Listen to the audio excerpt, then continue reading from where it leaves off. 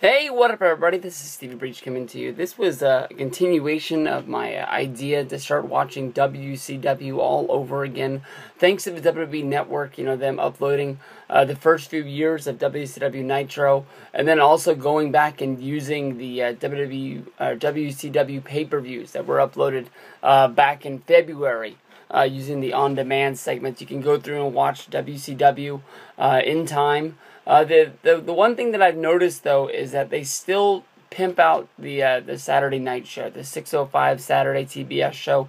I'm not sure if WCW wasn't sure what was going to be the flagship show for the promotion, if it was going to be Monday, if it was going to be Saturday, but a lot of times they're plugging big things that are going to be happening on the Saturday show, so maybe I am missing out on some things with the Saturday show not being uploaded, but I'm sure sooner than later they will realize that the Monday Night Wars is the most important thing going, and that's what they're going to put all their time into. But I watched the first 2 episodes of Nitro, and after that the go home was for Fall Brawl 1995, the home of War Games. So I said, hey, I'll go check out the pay-per-view. Horrible, bad idea. Not good. This honestly, in my mind, was one of the worst pay-per-views that I've ever seen. Show kicks off with Johnny B. Bad going against Brian Pillman. This was a 20-minute time limit draw. I noticed that, when they were saying, the time limit draw, Bruce Buffer was out there. He was really emphasizing that it was a time limit match. And I don't know why I picked up on it, but I picked up on it later. This was a good match up until the time limit expired. Nothing really great. I don't know if they were just high on Brian Pillman because he had the awesome match against Jushin Liger on the first episode of Nitro, and they heard people keep talking about it, saying it was one of the best wrestling matches they'd seen in years. So they decided they would go out and they would let him have this big classic match to kick off the pay-per-view. But once the time limit expired, they said that this match was set up to find the #1 contender for the WCW United States Championship.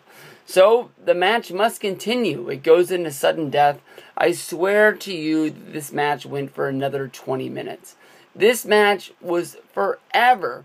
And there were spots in this match that were good. There were spots in this match that were, kind of just boring and boresome.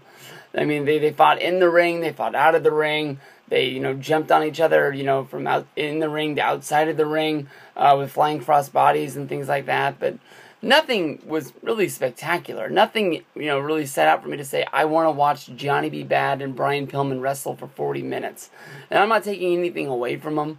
I've never heard people say that this is one of the best matches they ever had. Definitely one of the longest matches they've ever had.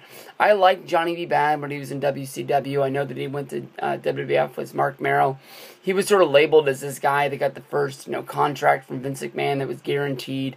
And, I think in small doses, Johnny B. Bad was a good wrestler with a good character.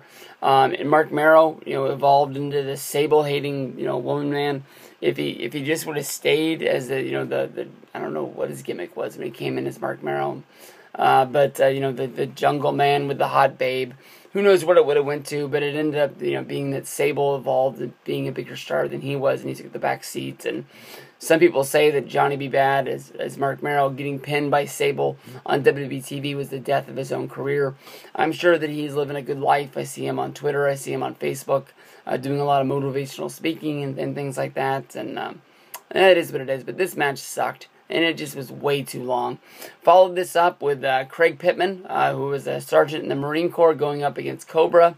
Basically, Pittman was the guy that they were trying to make out to be a big deal.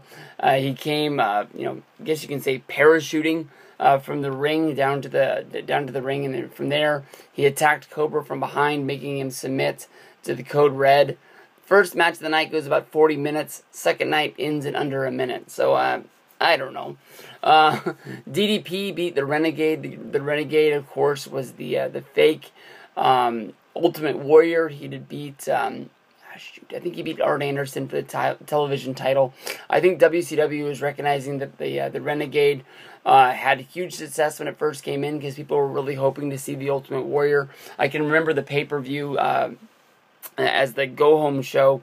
They were really, hyping up the fact that Hulk Hogan was going to be bringing Warrior back. They had Renegade with his back to the television, and he had, the Ultimate Warrior kind of suit on, and he had the tassels.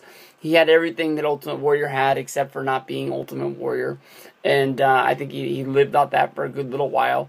DDP beats him with the diamond cutters that makes him the new television champion. I think this is the end of the Renegade.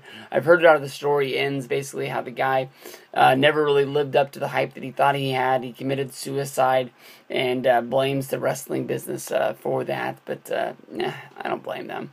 It's just, I don't know. The guy came in trying to be somebody else. The fans found out he wasn't somebody else. And what are you going to do from there? I mean, you can't be a parody forever. Harlem Heat. They won the World Tag Team Championships against Buckhouse Buck and Dick Slater. Of course, the storyline really wasn't even in that the Harlem Heat won the championships. It was more about the fact that Colonel Robert Parker and Sensational Sherry were on the outside. They were making out. These were two people that were attracted to each other, basically because they hated each other so much. This would go on to, I think, a pay-per-view down the road. They would actually get married and have a big wedding fiasco on the outside with Medusa getting involved, breaking up the wedding, if I remember right. That's something that I want to watch again. I don't know what pay-per-view that is. I know I watched a few episodes of Nitro after this, and they're hyping up the Halloween Havoc Monster Truck versus Monster Truck match that kicks off the show. I can't wait to review that one when I check that out. But basically, Harlem Heat became the WCW Tag Team Champs. From there, a match that they really built up is a real big deal.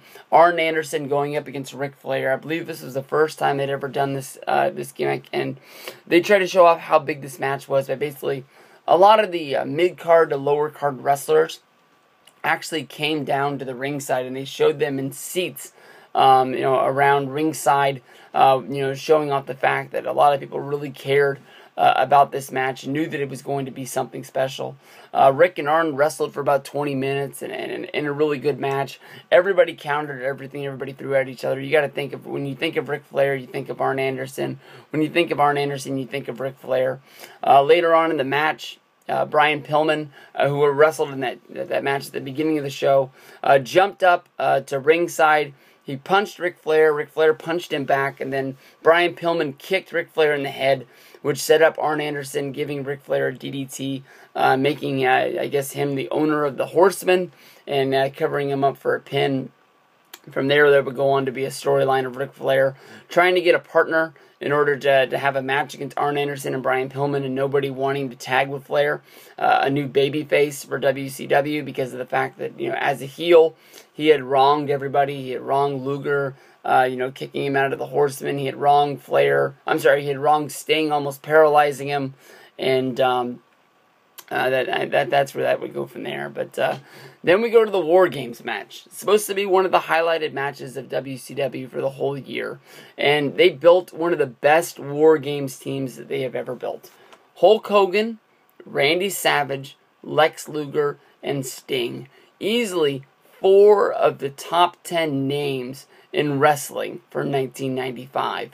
And you got to say, well, man, I wonder who they would go up against in War Games, because you need to build a team that's going to have enough star power to go up against these guys. Kamala, the Zodiac, who is a.k.a. Brutus the Barber Beefcake, the Shark, a.k.a. Earthquake, Meng, a.k.a. Haku. No, what are you doing? This was a bad match. You got Luger, Sting, you got Savage. Basically, the storyline was when Lex Luger came back to WCW on Monday Nitro, he asked to join this team to show off that, he really wanted to be a part of WCW. He wanted a shot at Hulk Hogan, but he was a good guy and he wanted to fight off the powers of evil. He wanted to help his friend Sting. And most of all, he wanted to show WCW that he could be a champion for them. Macho Man Randy Savage was very leery of Luger being on this team. He was very protective of the Hulk Hogan brand. Luger hit Savage on accident at one point, which sets up a feud between Savage and Luger. Savage still thinking that Luger wanted to join the Dungeon of Doom and go up against him. They would have a big match on Nitro in a few weeks, but And basically, the Dungeon of Doom, no way in the world was able to stack up against this. I can't even remember how the hell they won. Somehow, the Team Hulkamaniacs, they won this match. Surprise, surprise. The payoff for this was that basically everybody would leave the cage, and Hulk Hogan would get 5 minutes in the ring with the Taskmaster Kevin Sullivan, who was the leader of the Dungeon of Doom, and basically, would be able to, fight him off. Once everybody left, Taskmaster got in the ring, only for the Giant, who has yet to debut for WCW. We'd just seen him do some run-ins. This is probably the second or his third time that we'd seen him take down a Hulk Hogan on his own, and he would become the #1 contender for the Halloween Havoc pay-per-view at the next show. We'd already seen him run over his motorcycle out in the parking lot earlier in the show, and this time he grabbed a hold of Hulk Hogan and basically showed him just snap his neck in the middle of the ring. Basically where the Giant was able with the Taskmaster to be able to get out of there and show off that they were the strongest force that was actually going to kill Hulkamania, which was the one thing that the Taskmaster and the Dungeon of Doom were really set out to do. Horrible, bad WCW show. There was no payoff in the War Games. Basically, there was no star power. I remember watching this on the box that I've mentioned in the past, but there's no way in the world that I could think of that I would have thought Hulk Hogan was going to lose this. But then again, there was a lot of matches that I watched back in the day that I thought there was no chance in the world that Hulk Hogan would lose. So we'll see. We'll keep going with WCW. Night of Champions right up around the corner. Peace out, everybody. Thanks for checking me out.